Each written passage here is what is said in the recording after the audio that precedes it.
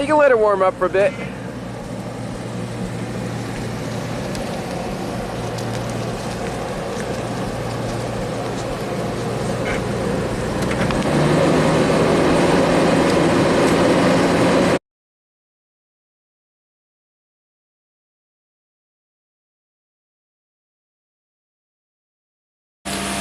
Hi everyone, welcome back to Pine Hollow Auto Diagnostics.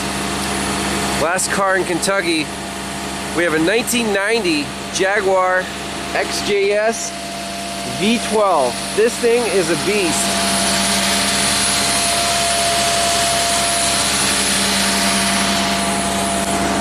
Two customer complaints. One, its idle's really high, and once it warms up, it'll go you know.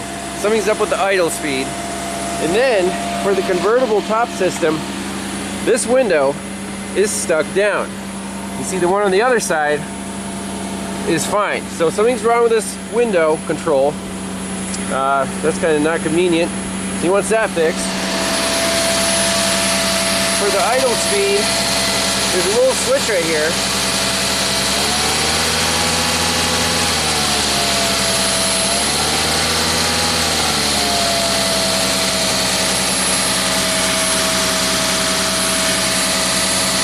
So we'll look up some service info on all data, see if we can get this thing back on the road. Alright, so about after 5 minutes of warming up, this is what it's doing. Why is that?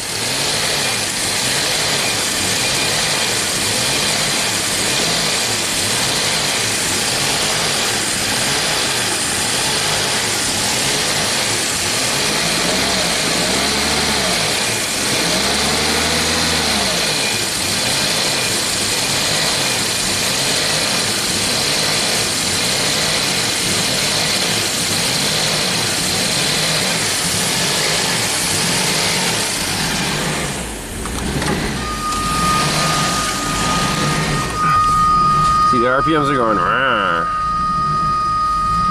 Let's see if we shut it down.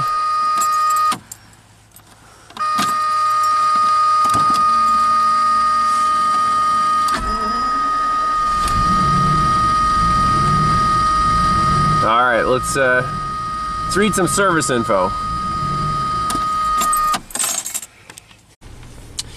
Doing some research on this idle speed.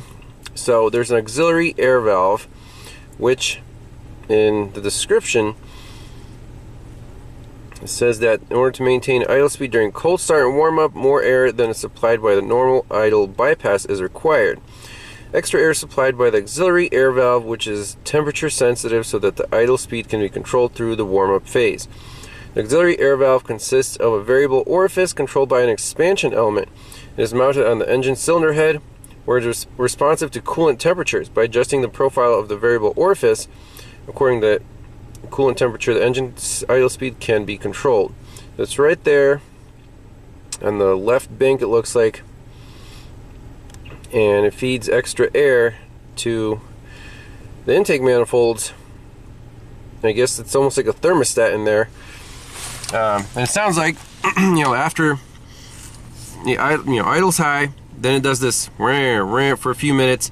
Then the owner said that it does smooth out and idles normally. So I'm suspecting this is our issue, where the valve is in some oscillating state. And I mean, you gotta check the coolant level, that's important. But otherwise, it probably needs a new valve to get rid of this surging up and down, up and down. There is an adjustment screw right here. And basically they say to, when you replace it, scribe a line on the idle speed adjusting screw and note the number of turns required to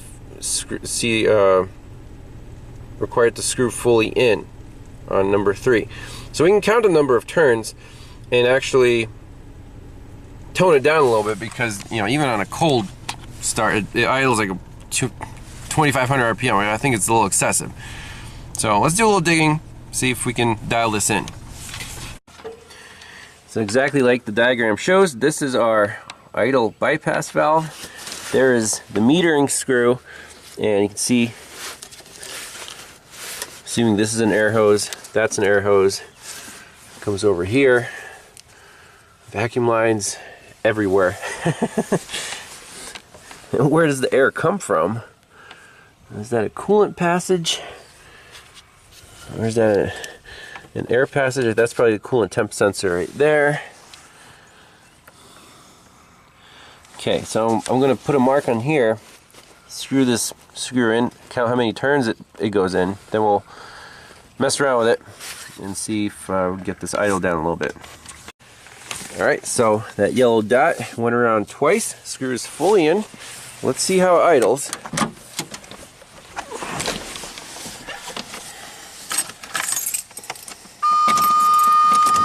We'll disable that stupid buzzer.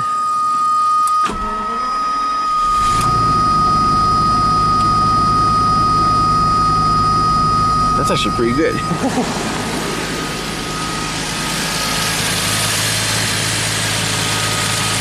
No surging at the moment.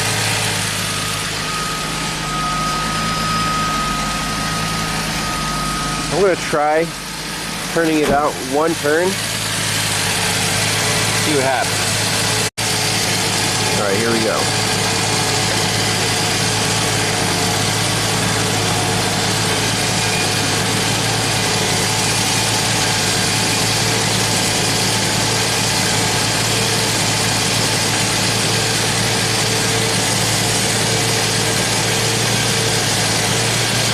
That's one turn right there.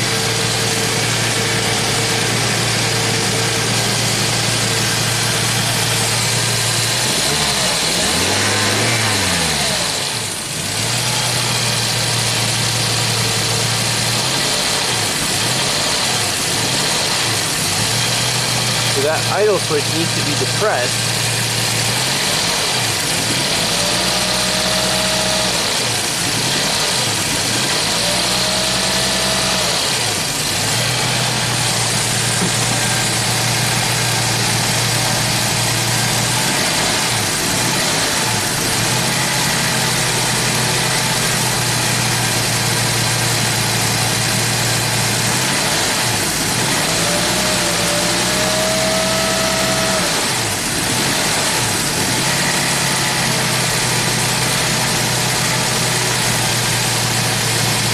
I might adjust this little screw to depress the idle switch just a tad earlier.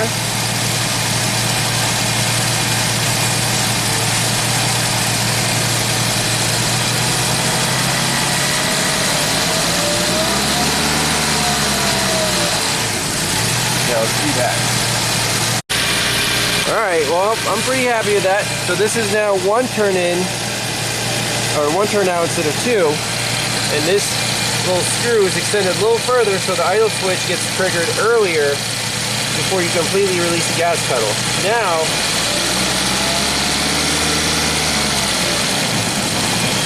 no more surging at all.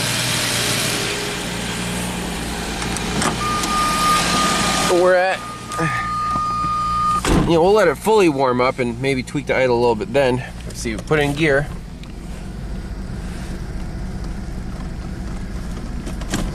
Are you trying to get the top down?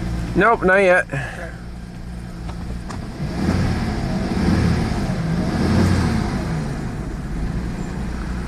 So there's our coolant temp. And we can look up the service info on a hot idle where that needle should be. So for regular idle speed adjustment, it actually just says that's the air bypass screw. And it says ensure engine's normal operating temp. Yep, check throttle linkage for correct operation. Return springs are secure and effective. And then just turn that to 750 RPM. We're at about 1100 RPM. That's still way too high. And the throttle linkages, they're all fully closed. This one's not even touching the throttle stop screw there. Let's try.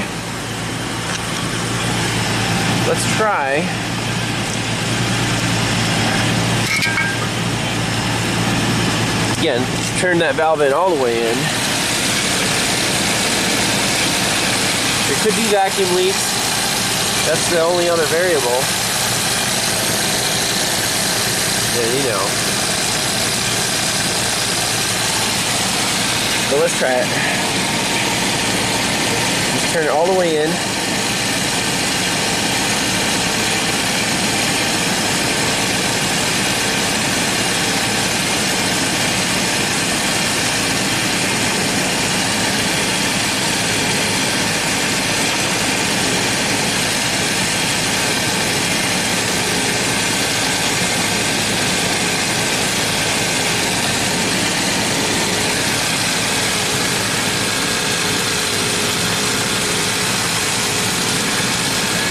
That's as far as it goes.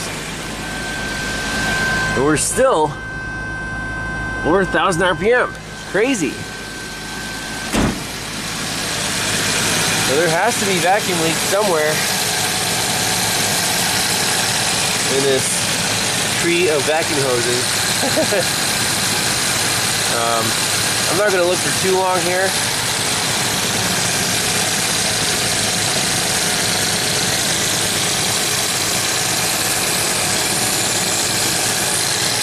Maybe use a stethoscope.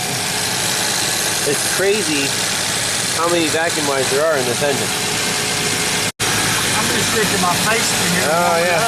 Well, we found one vacuum leak. This hose was just completely off, this valve, so let's put that back on. Okay, that brought it down a little bit. Now we're less than 1,000. Let's keep looking, see if we get lucky. So I found a vacuum leak right here. So this is not vacuum controlled, but these injectors, so the O-ring with the injector, if I spray WD-40 in here, well, let's see right here. See how they get sucked in there? There, you can hear it.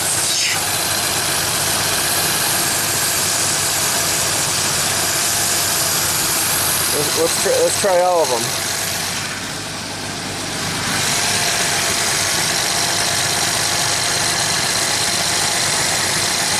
See how they get sucked in right away? Yep.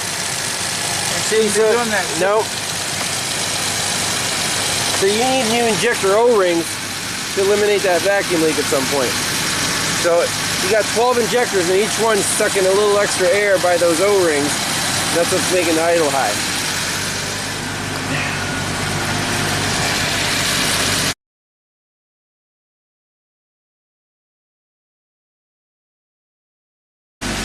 Alright, now we're going to drop the top and mess with this quarter window.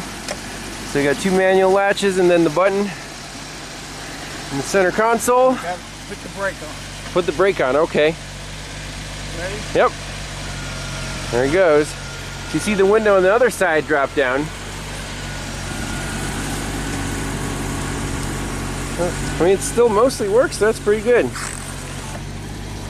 Alright, we can shut her down and we'll look at some wiring. Alright, convertible top time. Here's the wiring diagram. Very nice that we actually have OEM information. And here we see the convertible top motor, left quarter window, and right quarter window. We're worried about the left quarter window. So it's a classic 2 relays which are normally ground both sides of the motor. And when this convertible top module switches one or the other relays, the window will go up or down. So pretty straightforward. Now, the relay layout right here says left quarter down, left quarter up. So apparently it went down, but it doesn't come up. Let's see if, pop this relay out right there, and I want to check powers and grounds. So pin 30, or actually, well, let's look at the diagram, make sure we have the pins right. Here's our thermal breaker. So on pin 87, you have constant power, and pin 87A is a constant ground. And pin 30 is the switched pin. That goes to the motor. So let's check for power pin 87, and check for ground on pin 87A. That's easy enough to do. Just jump across the 2 pins. We have a nice bright test light, and you can verify on the relay Pin 87 is at the top, 87A is in the middle, and 30 is right here. That's the switched one on the bottom. So what we can do right now to try to get this window up is jump pin 87 to 30 through a fuse jumper and see if that motor does anything. We can measure the current on it. So right now I know there's continuity, but this little test light only carries about 300 milliamps. That's obviously not enough to power up this motor. So let me get a fuse jumper and we'll see if that window can operate. Alright, here we go. Got my amp clamp on the jumper, and we're just going to feed power to the motor, and it should go up according to the wiring diagram. Ready? 16 amps, and it didn't move. Did it click over there at all, Mark? I didn't hear it.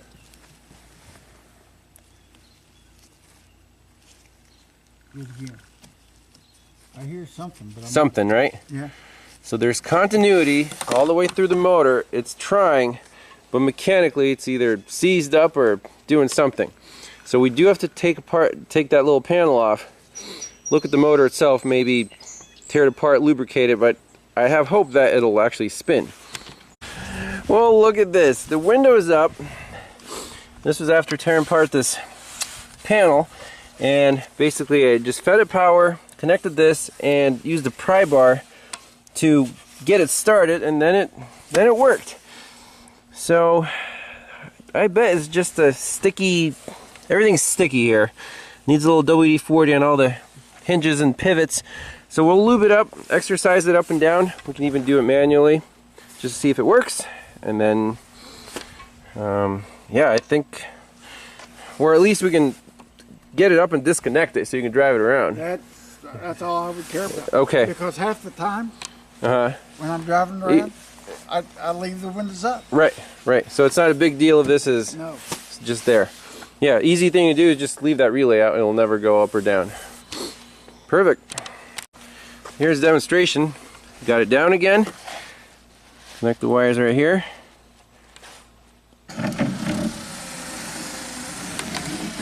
It works. Just keep spraying all the pivots here. That's So, amazing. old cars, even Jaguars, can be some things fixed with a little TLC, a little WD-40. We put some RTV around this injector to at least quiet down the vacuum leak. That helped it. So we'll take it for a spin once we get wrapped up here. All right, we're going to test drive the convertible top before final reassembly here. So I guess you got to be in the car. You got to have the brake on. Doesn't need to be running. I will run it. All right, parking brake on. Yep. Okay. Now when we push the button. I think it's the middle. Yep. So both windows should come up. They won't come up to the very end. Until the very end. Okay. There they go, both of them. And okay, now let's try back down. There's a happy Jag owner. I'm happy with that. I think it'll stay working for you.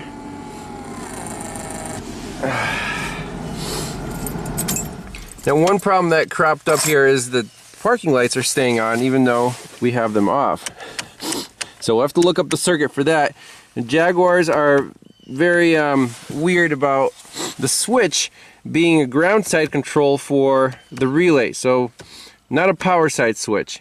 We saw this on another Jaguar where a broken wire would cause something to actually stay on instead of stay off. So, but we'll do that after we put this convertible top back together. Okay, so we have this weird parking light situation where they just can't turn off. This warning bulb is on all the time. Here's the wiring diagram.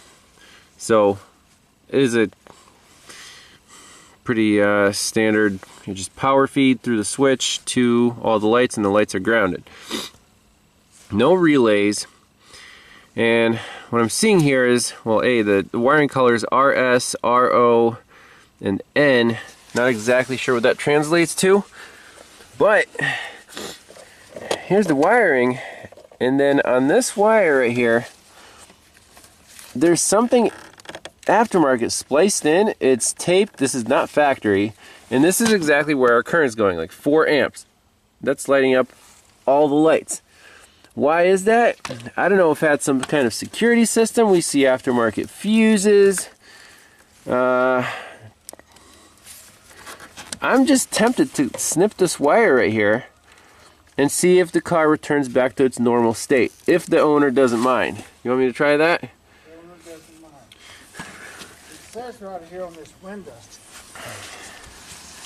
What does it say over there? Theft deterrent system. Maybe it's to flash the lights when the theft system is doing its thing. Don't know. But we're just gonna cut this wire that looks like it doesn't belong here anyways, and see what happens. All right, here we go. Ready, Mark? And snip. They're off. Now let me try the regular switch, see if they come on. They should be on now.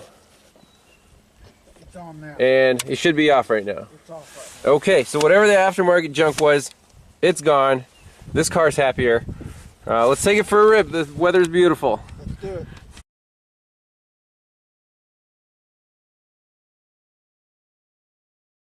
That sounds a lot better than what it did. Yeah. So, go for a cruise around the hood.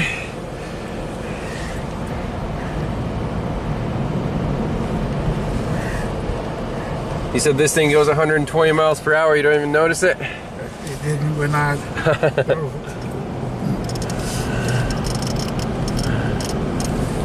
You forget how long the engine hurt. Oh yeah, I bet.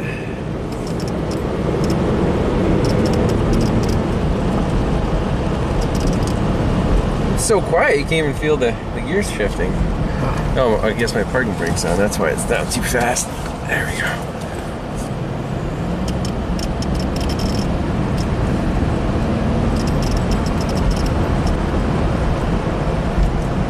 That's so smooth. Welcome to my Harley Davidson. So you probably gets what, maybe 5 miles to the gallon? With this maybe. Huge engine, maybe.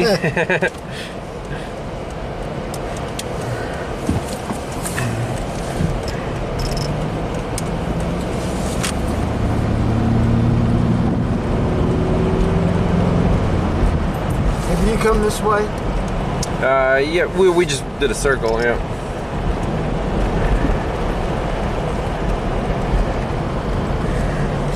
So I think we'll close out the... Look right there. Yeah, what's going on there? Deer? The deer. Oh, we saw like Saw a 10. bunch of them. Yeah, they're the local residents. But I think Jaguar is doing fine. We got the window closed so the owner can cruise around now. Parking lights don't come on their own, and fixed a couple vacuum leaks, so I think the idle should be more reasonable. I think we're doing great. So now if you just change the oil, we'll be okay. Yep. It's a cool old car. So if we're ever back in Kentucky, we'll You'll have to stop. you'll have to stop by, and I'm sure they'll have more projects for me. But it was a great visit, and we'll see you in the next one.